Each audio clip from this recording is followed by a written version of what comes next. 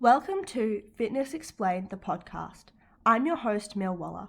I'm a third-year sport and exercise science student, and I have a passion for science and helping others create a balanced and healthy lifestyle through understanding the science behind health and fitness.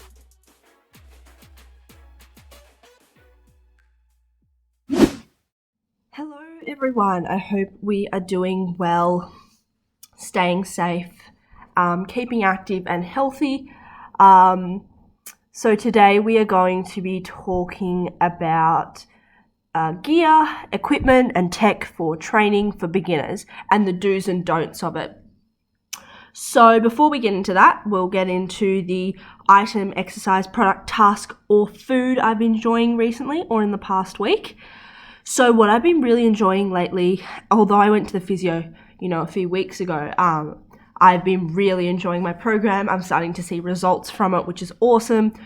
Still having some difficulties with me and my body because I mean it isn't great with its alignment and that sort of stuff, but we're getting there.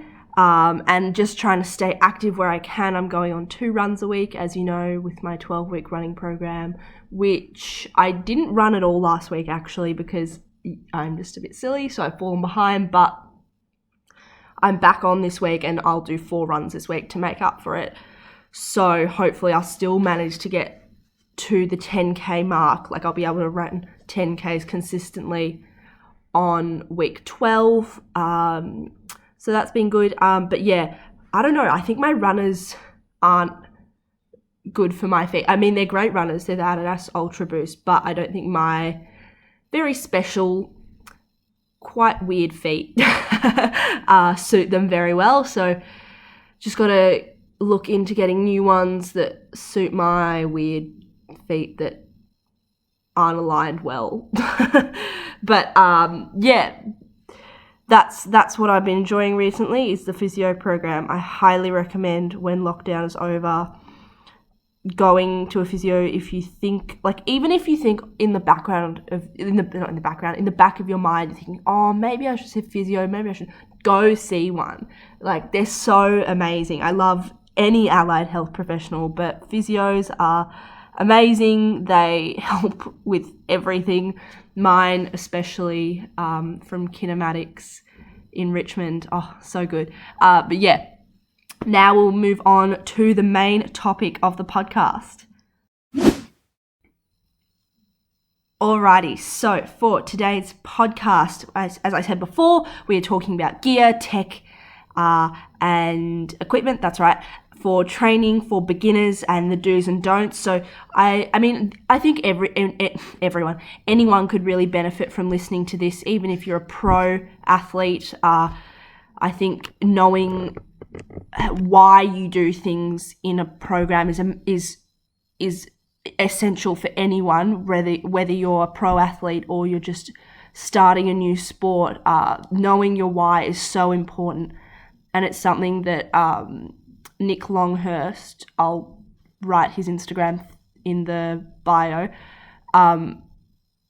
helped me sort of get into is knowing your why for a training program and how that makes you get the most out of the program. So yeah, anyway, that's the sidetrack. What I was going to say was the gear can be great, like tech and equipment can be great, but only if you know why you're using it. And that's why I wanted to create today's podcast, is because sure, you can get an Apple Watch. I mean, they're great, but why do you want one? Why would you want to put, $500+ on this little thing on your wrist when you're not getting the maximum you can out of it because you don't know how it works and why you want it, what you want it to do for you? So having said that, let's dive into Apple Watches, Garmin's, Fitbits as the first thing for the podcast. So they, like, evidence shows they're extremely accurate. They're great for measuring things.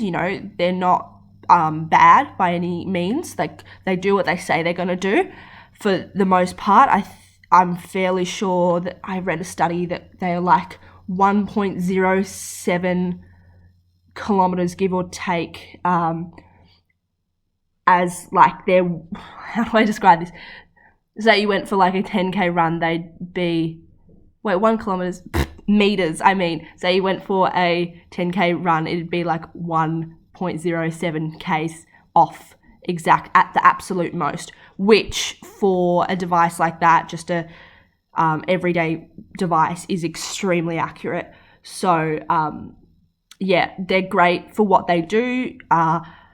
One thing I will say though is someone like me who's just doing a 12-week running program, trying to get into running. I mean, I don't like running by any means, but I'm forcing myself to do it because without the gym, I know I will be a couch potato and I will not move my body to what I normally would when gyms are open. So for me, I don't think right now, I can't see in the near future that I would be needing one, because when gyms are back open, I probably will dial back my running, and I'll still go running, but I don't really have a reason to track it.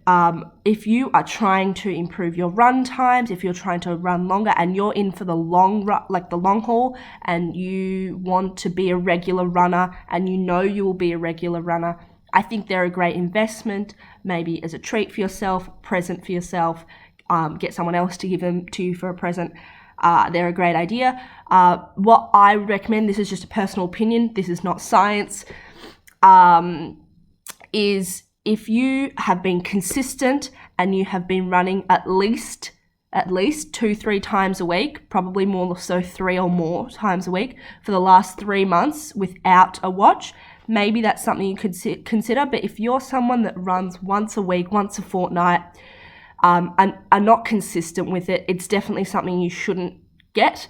I mean, why waste your money on that when you can not waste your money, but you can spend your money on something that brings you a lot more joy, especially with exercise. You know, if you want to get a piece of exercise equipment, as I said before, make sure it fits what you are doing.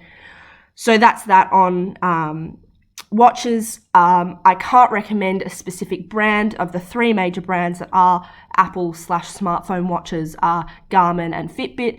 It seems that from what I've seen, but it is for all personal preference, but my professor, who is a endurance runner, he prefers the Garmin and really loves it. A lot of data I've dealt with uni and outside of uni is from a Garmin watch, so there's that, if that helps you make the decision at all. But yeah, that's that on watches. Another really cool thing that's a bit new that I think is so interesting is smart goggles. So the brand is Form, so Form.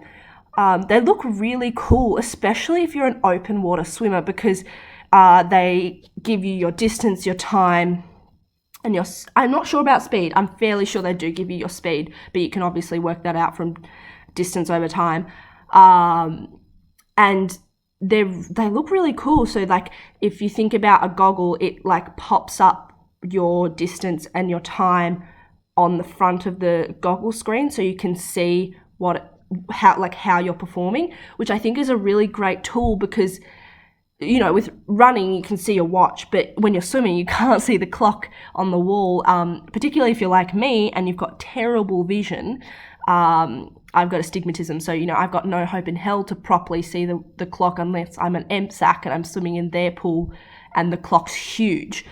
But,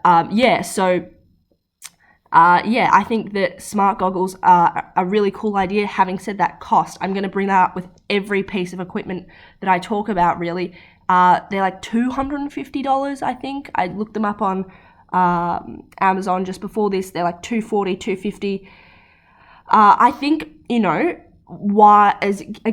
only if you are a regular swimmer at least 3 times a week training, I don't think, like, I would never buy them. I think they're awesome, but I'd never buy them because I'm not a swimmer. I don't enjoy swimming. I don't get joy from it. I think it's an awesome sport. Having said that, I think people that do swim are awesome. I just can't. I can't do it well. I'm a diver, just not a swimmer. So yeah, that's that on goggles, smart goggles rather. So also apps can be a really great way to introduce new training styles. As well, the main apps that I would look at are Strava, for measuring your runs and stuff like that.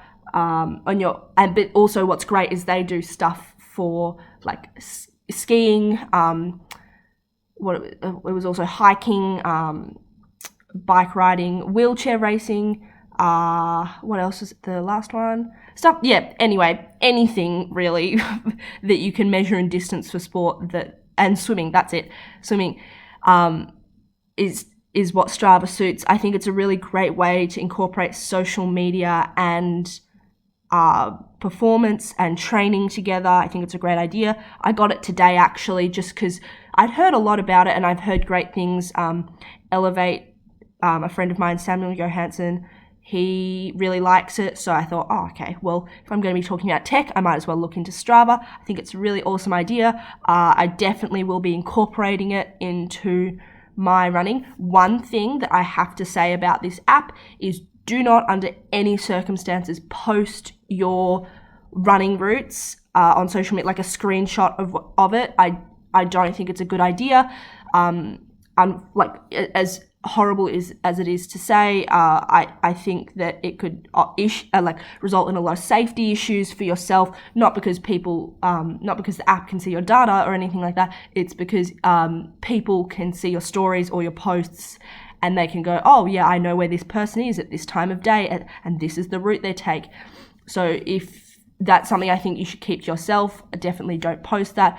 100% post your new times and saying, oh look, I got this time, like a PB. Awesome. I think that's an amazing tool to keep you motivated and stuff like that. But yeah, don't post your routes. I think that's a really bad idea. Anyone who does, please recommend to them that they don't, because it's can potentially impact on their safety. But yeah, I digress. The next app I want to talk about is Easy Diet Diary. I used it for 3 days because of a uni assignment. So it's not something, I'm quite familiar with it, but I'm not super duper familiar with it, much like Strava. But I'm a little bit more familiar with it than Strava. I don't track my calories. I don't track my meals. I can roughly estimate how much protein and carbohydrates I'm eating per day. One thing that I don't struggle with, but one thing I monitor very heavily is how much protein I'm consuming. With just mental maths that I figure it out how much I'm eating, is because I don't eat red meat, and the only protein I get my sources for are plant-based, eggs, dairy, fish and chicken. So basically I don't eat red meat and pork, and I eat turkey as well. But anyway, I think it can be great if you're new into getting your diet or changing your diet or changing how you eat, not going on a diet, because I don't believe in diets. I'm saying that with air quotes because I think that they're not a sustainable way of living. And if you can't sustain how you're eating, then don't eat like that. Unless you're a professional athlete, that's different. But if you're the everyday person like myself, I would only use this diary to track how you're eating, track how you're going. If you're using it to lose weight, to make sure that you're getting the right nutrition in combination with having a calorie deficit, I think that's a great idea.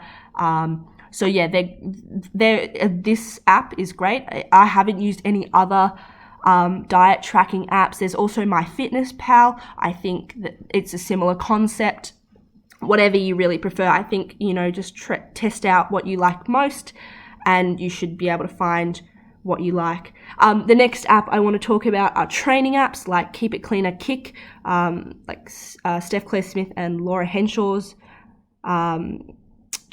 thing app, brand idea thing. Yeah, and then there's also the Nike Training Club, who just basically give you a very dumbed down version of what they do is they give you training guides and workouts and stuff like that. I mean, I think that's a great idea. I think they're really cool if you're someone who is time poor or you can't really be bothered to plan out your workouts, fair enough. I mean, I'm an exercise scientist, and sometimes I don't even plan my workouts and I get someone else to do it because I'm always planning other people's workouts. So yeah, I mean, I can totally understand why someone would want to get one of these apps. Personally, I don't use these sort of apps, mainly because, as I said, I can get an exercise scientist friend of mine to give me one that's really tailored and personalized to me, or I can get my physio to help me with exercises, or I can do it myself. But also, if you're the everyday person who isn't in exercise science and doesn't have these apps and doesn't really want to fork out the money for these apps, a great idea could be to just do your research. It's free. Google is free, basically. I mean, obviously you have to have a device and internet, but you can get a really good workout and you can figure out the reasoning behind each of these workouts really easily. So use the apps if you want to save time, but it will cost you. That's obviously just how the world works. Next, what I want to move... Oh, yeah. Another thing is, little bit sidetrack, but when you are using devices like watches, so like Fitbits, etc., smart goggles, make sure that you are using the same device, because there is a little bit of evidence showing that reliability and validity can be affected if you don't wear the same device. Having said that, it still needs to have a lot of research in it, but if you are someone who has access to a bunch of different devices, I mean, I certainly don't. I don't know who would. Maybe if you're a footy player or someone like that, or a netball player, or someone that's in a team environment that has access to all of these different devices, I recommend trying to use the same one each time, just for that reason of validity and reliability. But having said that, you'll probably get very, very, very similar results no matter what one you use, as long as it's the same brand, same model. Yeah. So next, we're moving on to shoes. So although you wouldn't really think of shoes as tech or equipment, there's something that we wear every day. You'll see people, if you aren't aware, in the gym, so people don't wear runners or your typical running sneaker when you're in the gym, purely because and you'll see them wearing Vans or Converse or really flat shoes if they're not wearing weightlifting shoes. And this is for people who lift weights, obviously. And the reason being is because if you think about a typical runner, it's got quite a lot of cushioning, and when you're lifting something, that shock absorption that is designed in that runner, it's not going to help you with the lifting of the weight, because all the weight gets absorbed into these runners. So that's why you'd see people using Converse and stuff. So that's the only reason why I would say use one shoe over another, like a one shoe design over another in the gym. I often do it barefoot. I pretty much don't have weightlifting shoes. I probably should have them, considering when I do go into the gym how much I lift. But oh well, that's tomorrow's problem. Well, not tomorrow's problem. In how many weeks are left? 2.5, a little bit more weeks problem, possibly more.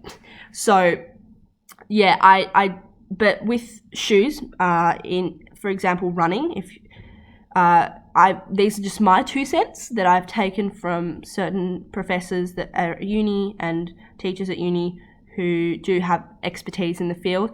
So I had a teacher once who said, when you're choosing a runner for just either everyday walking or running, choose what feels most comfortable.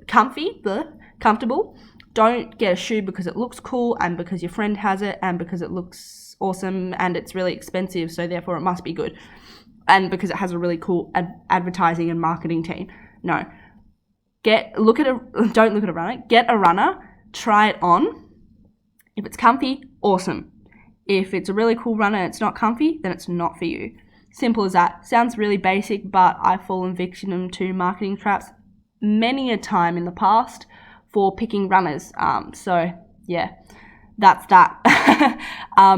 Another thing to consider when you are getting shoes, specifically shoes to work out in, is look at your everyday shoes or your other runners and see where the most wear is on the shoe, and then get your next runner or sneaker, whatever you want to call it, that fits those parameters, so, and caters to those wears the most. So say, for example, my ankles roll out a little bit, and so I try to get shoes that help me with pronation because I am not good at it, pretty much.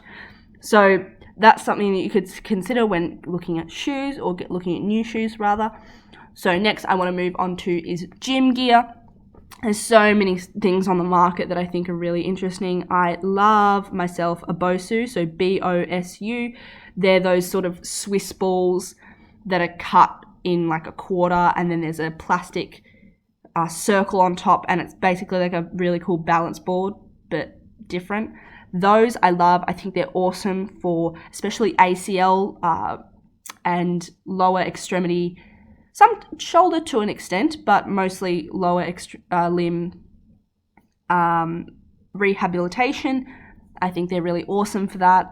And they're also really great for building up your glutes, building up heaps of different muscles, but glutes especially, which I think everyone could benefit from. Everyone could benefit from having stronger glutes. Another workout having said that, they are kind of expensive. They're like $150 each, but most gyms should have them, so I don't think there is any need to run out and go get them. So yeah, that's that. But next, moving on, is to sliders. I think these are awesome. I haven't got a pair, but they're so cheap and they're just an amazing tool. So if you haven't heard of them or seen them, they're just like these circular discs, and you use them and you can do exercises with them and you slide them around. Just look up like exercise sliders on Google and you'll get a better image than what I'm describing now. But I think you can do so many different exercises with them. Actually, now that I'm saying it, I probably should get a pair. But a great alternative that is free basically for these is wearing socks on a hardwood floor. They won't work out as well as sliders on a carpet, but it's a free alternative. Next I want to move on to is resistance bands. Resistance bands are my best friend. I love them so much. A lot of them probably sold out at the moment, particularly because of COVID and everyone working out at home and people just panic buying stupid things that they don't actually need. But resistance bands are awesome. If you have ever been to a physio, you have most likely been given a TheraBand, which is a brand of resistance bands. I think they're awesome. They're good for, you can incorporate resistance bands into any exercise, whether it's weightlifting or just body weight resistance exercises. It can help any athlete, any person ever. So yeah, that's my opinions. Maybe I should do a podcast episode on resistance bands and why they're amazing, because there's just so much to delve into about them. But that's my 2 cents on resistance band. The next I want to move on to is tennis balls, massage guns, and foam rollers. So why I want to incorporate all these different devices into the same thing is because they kind of all do the same thing, or a relatively similar version of the same thing, which is myofascial release, or just fascial release. So what is that? So it's releasing the muscles and the fascia, and fascia is a connective tissue in our body. So if you think about chicken, and you see there's that very clear film that the chicken naturally has on it, that's fascia, and it basically holds everything together. So why we would want to release this is it helps with our range of motion. It can help with our blood supply as well, and blood flow to the muscles. It also helps with warming up the muscles, because when we roll or sit on the tennis ball or whatever, it helps to increase the friction between you and the roller / the tennis ball, or whatever thing you're using. And so it helps with blood flow and warming up the muscles in that way. It also can help with perceived muscle pain.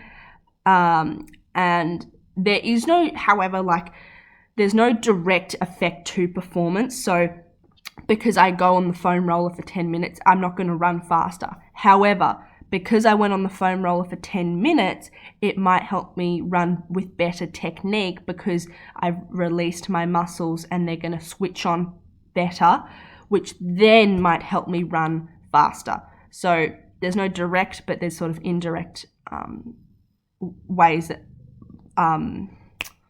that these devices help with. So also, lastly, the massage gun. Oh my gosh, I've got one of these. My brand is, well, not my brand, but the one I use is called The Good Gun. If you look them up on Instagram, they don't have one of those blue check marks, but they've got like 6,000 followers. I'll put their handle in the bio description bar, whatever you call it, and you can check out them if you are thinking about getting one. They're not essential. They are expensive. You know, it's going to set you back a few $100s. But I think they're awesome. However, one thing I've found is I get the most out of my Good Gun when I've got a partner helping me. So the reason I have one, it's not actually mine, to be honest. It's my partner's. So I got one for my boyfriend for his 22nd birthday, because he is a gymnast, so he's always needing to release his muscles because, you know, working out heaps. And so I've kind of stolen it. You know, those gifts you buy for your partner, but they're actually for yourself. Yeah, that's this. It's so awesome. I mean, having said that, the reason why I suggest using it with a partner is because, like, it's so good for your back muscles, particularly your lower back muscles, which if you are someone that has weak glutes and also gets really tight hip flexors, that it's awesome for that, because when you use if you've got tight hip flexors, it means you don't use your glutes properly and use your lower back muscles instead, which is a no bueno. It results in lower back pain. That's why if you have tight hip flexors, you're going to have tight back muscles and sore back, etc. Yeah. It's called cross something syndrome or something like that. I should do another episode on that as well. Sorry, there's just so many concepts to go over. But we are getting there. We're almost there. So what not to do? I said this was the do's and don'ts. So this is the don'ts. Anything that vibrates, okay? That sounds a bit odd, but you know, like you get those platforms that you stand on, they just shake like those. No, that's not how life works. You do not lose weight or increase muscle tone or increase muscle size or strength from going on one of them. All those like things that you stick on your body and they like pulsate and whatever. No, don't buy them. Compression garments is the next thing I want to talk about. Okay, so there's a lot of what do you call it? Conflicting evidence for compression garments. A lot of saying that they do help with performance and recovery, a lot of saying that they don't. So what they supposedly help with is soreness post session / bout, because they assist with inflammation, and also they apparently help with blood flow, which therefore helps with removal of metabolic byproducts such as lactate, or what some would call lactic acid, but the correct term is lactate. So it seems that they are most efficient in high intensity running and long duration running compared to other exercises like strength and power based training. That's what the evidence has shown. Having said that, science can say one thing and you can say another, and that is perfectly okay as long as you're not hurting anyone. So if you think that wearing some compression garments helps you run 5 seconds faster in your race, that's awesome. Wear the compression garments. I would never tell someone to not do something like that if it's going to help them. So that's that on that. And also, next thing is if something looks too good to be true, it probably is, especially in science, and not in science, in the health industry, where anyone is willing to earn any money from promoting anything. You know, the first example you can think of is like those fit tees. Fit, I say in air quotations. Like, they're stupid because there's no science to back them. they're detrimental to your health. That there is science to back.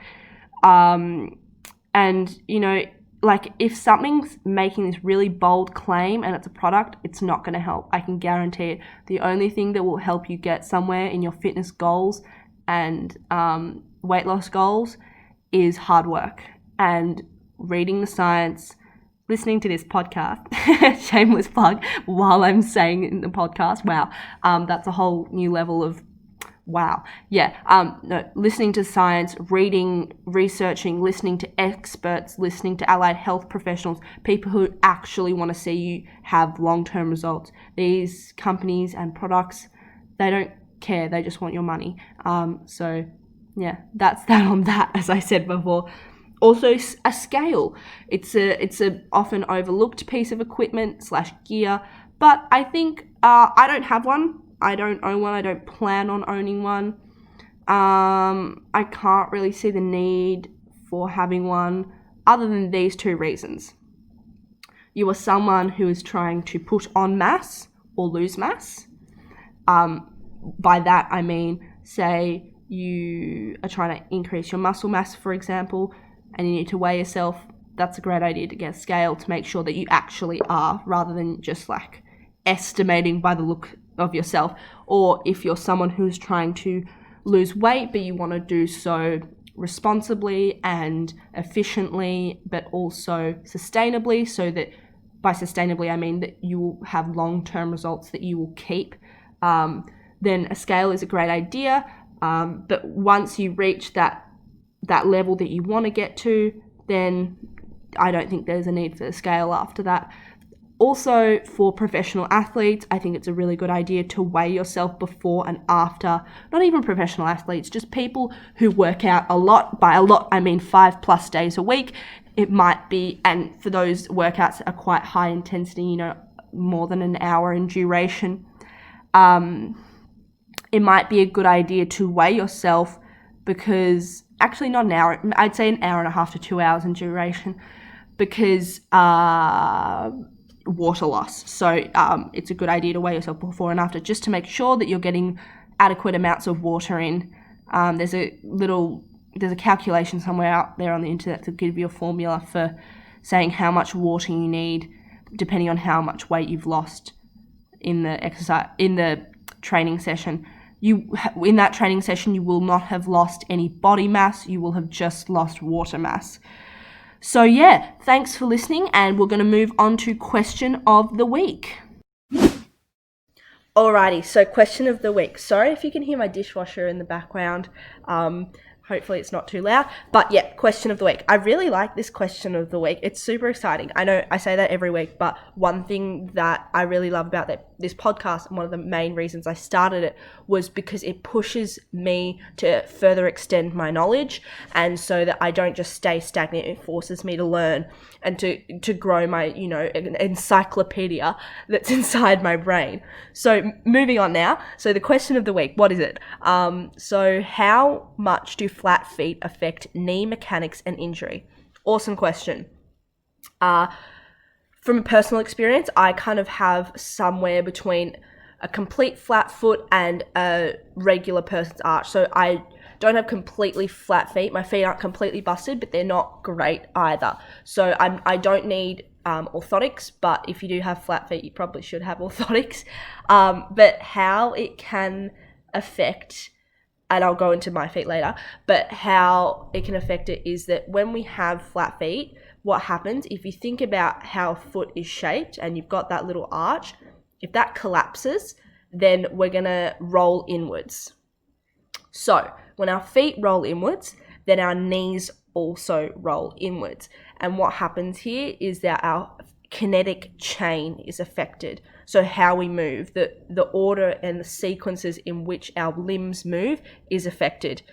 So what can happen then from this is that we can train with a muscle imbalance, because our knees are collapsing inwards, and so our body adjusts to this variable by overworking certain muscles, which can therefore impact on our mechanics and also our injury, because as we know, if we have poor muscle balance. It can increase our likelihood of being injured, etc. So another thing is that, as I've discussed in the hormone and menstrual cycle podcast, if we have knees that slightly fall inward, what is going to happen is it can increase our chances of an ACL injury, because as we know, how ACL injury occurs is the knee collapses inwards and twists while the foot stays planted on the ground. That's for a non-contact one, that is. So the sports that are highly likely for an ACL injury to occur, such as football and netball. I'm saying football and netball a lot in this podcast. But those types of sports, it's definitely worth looking into getting, seeing a podiatrist and seeing a physio, seeing an exercise scientist, one of the three at least, so to ensure that your feet aren't affecting your performance, essentially. So yeah, my feet, for example, I get really sore arches as well. That might just be independent to me, but I can imagine a lot of people with bad foot arches would experience this too. If I go for runs, which, I obviously am twice a week at the moment, at least, I get quite sore arches, which is why I want to change shoes, because I don't think I'm getting the right arch support, which is therefore causing my feet to roll inwards a little bit more than they should be, and therefore my feet are getting really sore from doing that. So, it doesn't just impact the knees, it can affect the foot, and obviously things that affect the foot can move all the way up to the shoulder, because I'm actually having shoulder pains at the moment as well, because of my whole kinetic chain, which is being disrupted at the moment, not just because of my feet, because of other factors like my sacroiliac joint, which is also impacting everything. So yeah, that's irrespective of the question though, but that's how flat feet can impact our mechanics and injury. Thank you so much for listening today. Have an awesome week, and we'll see you next time. Thank you so much for tuning in today. I really appreciate it. And time for disclaimers. So please chuck us a follow on Instagram at fitness_explain_by_mil, or just fitness explain for short. I am working on getting us onto Spotify and Apple Podcasts and all other podcast streaming services. However, it's just a matter of time. If I have used any references, which I most likely have, it will be in the show notes / description bar below. If you could please like, follow and subscribe, I would really appreciate it. Also, take a screenshot and put it on your socials and tag us. I'd also really appreciate that. Also, this podcast is a platform that's general in nature and not tailored to your specific needs. If you are struggling with your mental or physical health and well-being, please seek help from a medical professional such as a registered psychologist, registered and qualified dietitian, registered GP, registered exercise scientist, or physiologist. Have a great day, and we'll see you next time.